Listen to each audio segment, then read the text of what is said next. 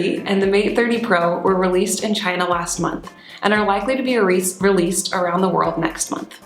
Only these new phones are lacking a staple of Android devices, Google Apps. This is a result of US sanctions and the ban placed on the products of the Chinese company Huawei. 5G, or the fifth generation of telecommunications technology, is expected to revolutionize telecommunications because of its increased speed, lower latency, decreased costs, and ease of connectivity between devices. Consumers throughout the world are anticipating the widespread use and implementation of this technology. Recent government's decisions to restrict implementation of 5G through banning or limiting Huawei has caused anger from consumers and implications from Huawei that this is merely a strategic move in the United States and the Chinese trade war. The United States claims the bans are a result of concerns over national security and the possibility of Chinese espionage.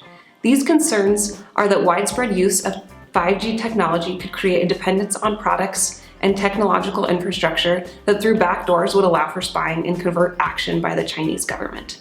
Huawei, a company accused of corporate espionage in multiple countries, has tried to suggest that it's an entirely independent company free from government interference. But because of Chinese law that requires every company to cooperate with intelligence work, no Chinese company, even one with a more trustworthy record than Huawei, can claim total independence and transparency. Even among military alliances such as NATO, no uniform policy for Huawei technology has emerged. While the United States and Australia have chosen to ban the technology, other states such as the UK and Germany have required technology labs to be created in the country to review the source code and ensure the safety of the technology.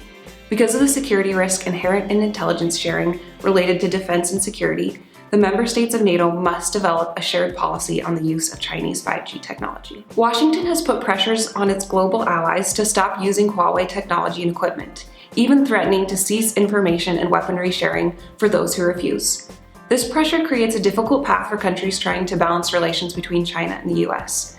China is increasingly working to spread its influence around the world, especially in countries with fewer resources and less wealth. Currently, the US has no competitive developer of 5G technology. If the United States wants to take this threat seriously, they need to invest in the development of 5G technology to provide viable alternative options for themselves and their allies.